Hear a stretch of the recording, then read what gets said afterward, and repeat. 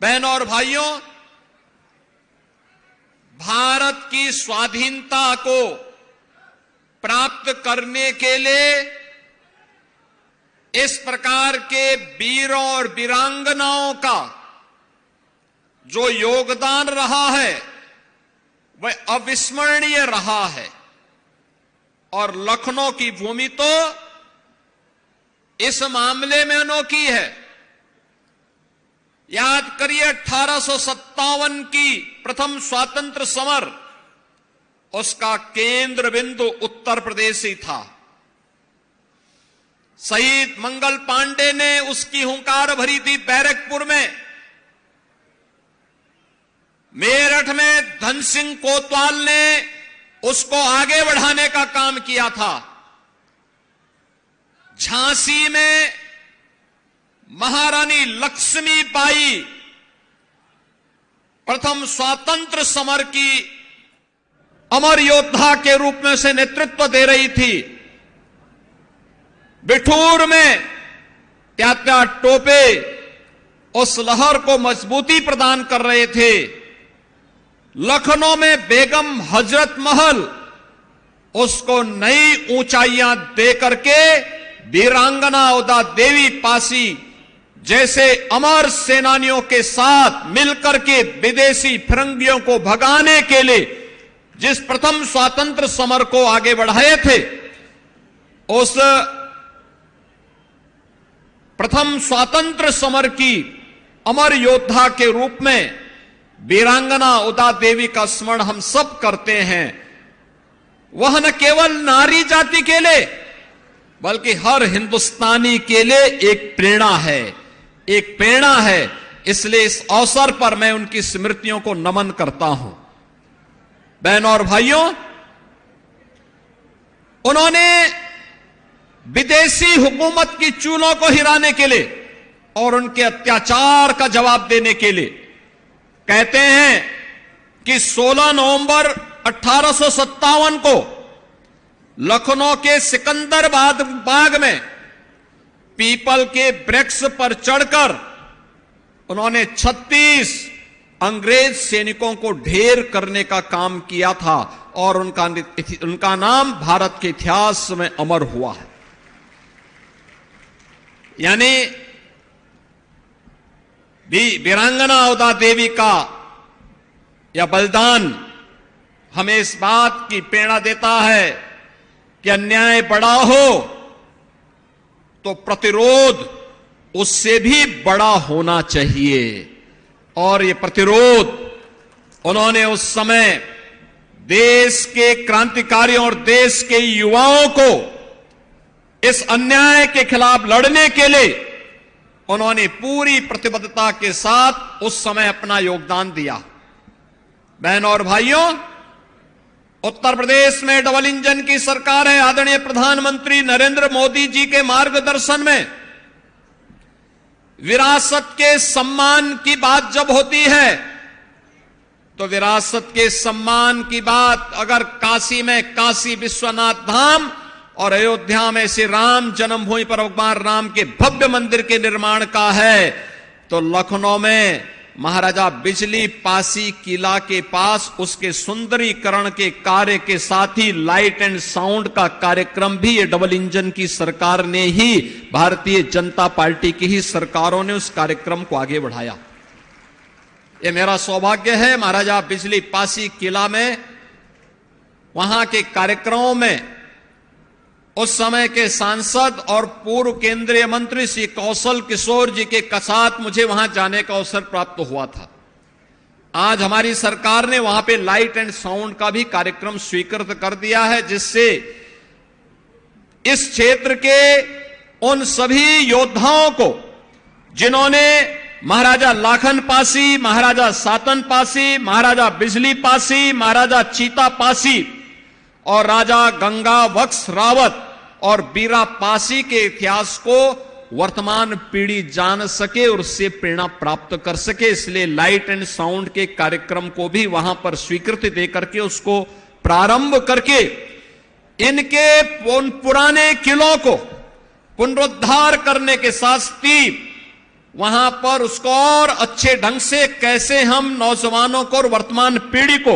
एक प्रेरणा का केंद्र बिंदु बना सकते हैं, इसके लिए सरकार ने अपने स्तर पर कार्रवाई प्रारंभ की है और इसके लिए हम लोगों ने इस कार्यक्रम को आगे बढ़ाया है। बहनों और भाइयों, यही नहीं, प्रदेश सरकार ने इस पूरे अभियान को हर क्रांतिकारी के, हर बलिदानी के, भारत माता के उस हर सपूत के योगदान को पाठ्यक्रम का हिस्सा भी बनाया है। आप देखते होंगे, अगर आप बेसिक शिक्षा परिषद की पुस्तकों में देखेंगे तो एक पुस्तक हमने अतिरिक्त उपलब्ध करवाई है बच्चों को, और वह पुस्तक स्थानीय स्तर पर, जनपद स्तर पर, रीजनल स्तर पर और प्रदेश स्तर पर उन पाठ्यक्रमों का हिस्सा अलग अलग कक्षाओं में हम लोगों ने उन महापुरुषों के बारे में वर्तमान पीढ़ी जान सके, इस कार्यक्रम को आगे बढ़ाने का काम किया है। मुझे बताते हुए प्रसन्नता है, हमारी सरकार ने प्रदेश में गठन होने के बाद 3 नई पीएसी की बटालियन गठित की। महिला बटालियन का नामकरण पहले तो हम लोगों ने प्रदेश में, उत्तर प्रदेश पुलिस बल में हम लोगों ने अब तक 2,19,000 पुलिस की भर्ती पिछले 8 वर्ष में की है, और इसमें अनिवार्य रूप से व्यवस्था की है कि 20% महिलाएं भर्ती हों, और 3 पीएससी की महिला बटालियन का गठन किया। इन्हें तीनों को 1857 की उन महान वीरांगनाओं के नाम पर लखनऊ में पीएससी की जो बटालियन स्थापित हो रही है, उस बटालियन का नाम हमने वीरांगना उदा देवी के नाम पर ही रखा है, और वहां पर हमारी सरकार उनके आदमकद प्रतिमा की स्थापना का कार्य भी कर रही है। गोरखपुर में जो महिला बटालियन गठित हो रही है, उसको वीरांगना झलकारीबाई कोरी के नाम पर, और बदायूं में जो बटालियन गठित हो रही है, उस बटालियन का नाम रखा है वीरांगना अवंतीबाई लोधी के नाम पर। ये तीनों वीरांगनाएं जिन्होंने देश की आजादी की लड़ाई में नारी शक्ति के पराक्रम को, शौर्य को फिरंगियों के सामने प्रस्तुत करके उन्हें धूल चटाने का काम किया था, यह कार्य इस दिशा में सरकार ने आगे बढ़ाया है। इसके साथ ही प्रदेश सरकार ने, क्योंकि यह समाज कभी नेतृत्व देने वाला था, लेकिन क्रांति की हुंकार भरने के नाते उन्हें समाज की मुख्य धारा से काटने के लिए विदेशी हुकूमत ने उन्हें अलग थलग करके रख दिया था। परिणाम क्या था? समाज की मुख्य धारा से कटा हुआ कोई भी जाति पिछड़ जाती है, और यही स्थिति पासी समाज के साथ, हमारे अनुसूचित समाज के साथ हुआ। आज डबल इंजन की सरकार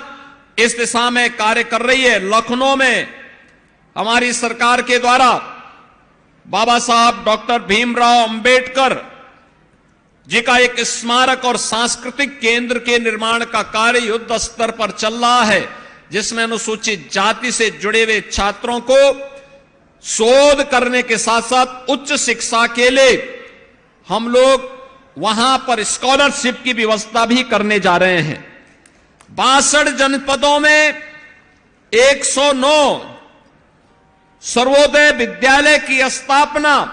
का कार्य भी हमारा या तो संपन्न हो चुका है, या उन कार्यों को हम लोग मजबूती के साथ आगे बढ़ाए हैं, जहां पे आश्रम पद्धति विद्यालय के माध्यम से छात्र छात्राओं को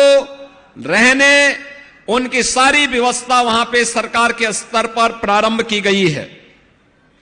इसके साथ ही 18 जनपदों में 18 अटल आवासीय विद्यालय, ये पूर्व प्रधानमंत्री सदैव अटल बिहारी वाजपेयी जी की स्मृति को जीवंत बनाए रखने के लिए, क्योंकि यह वर्ष सदैव अटल जी की जन्म शताब्दी वर्ष भी है, और अटल जी की इन स्मृतियों को जीवंत बनाए रखने के लिए 18 कमिश्नरी मुख्यालयों पे 18 अटल आवासीय विद्यालयों का निर्माण किया गया है और अटल आवासीय विद्यालय के माध्यम से श्रमिकों के बच्चों को या कोविड कालखंड में जो बच्चे निराश्रित हो गए थे उन बच्चों को ला करके वहां पे उनके रहने खाने और आधुनिक शिक्षा की पूरी व्यवस्था वहां पर उन बच्चों की गई है और यह कार्य यहां पर है। प्रदेश सरकार ने अनुसूचित जाति छात्रावास में पूर्व दसम छात्र के 32,49,800 से अधिक छात्रों को स्कॉलरशिप वर्तमान में हम दे रहे हैं और दसमोत्तर में लगभग 90 लाख छात्र छात्राओं को 9,600 करोड़ रुपए से अधिक की धनराशि हम लोग इस दिशा से स्कॉलरशिप के लिए उपलब्ध करवा रहे हैं। अनुसूचित जाति अभ्युदय योजना के अंतर्गत हर जनपद में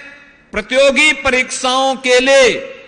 फिजिकली भी और वर्चुअली भी कोचिंग की सुविधा सरकार उपलब्ध करवाने का कार्य कर रही है। इसके साथ ही प्रदेश सरकार ने अनुसूचित जाति जनजाति के सम्मान, उनकी सुरक्षा और उनके स्वावलंबन के लिए पूरी प्रतिबद्धता के साथ कार्य कर रही है। आज का यह अवसर हमें एक महान वीरांगना के प्रति उनकी स्मृतियों को नमन करने, वर्तमान पीढ़ी को राष्ट्रीयता के साथ जोड़ने का यह एक माध्यम प्रदान करता है और नारी शक्ति का सम्मान, वंचित वर्ग का उत्थान यह डबल इंजन की सरकार का मुख्य ध्येय है। और वीरांगना उदा देवी हमें याद दिलाती है कि नारी शक्ति कितनी सामर्थ्यवान है। यह वीरांगना उदा देवी, वीरांगना अवंतीबाई लोधी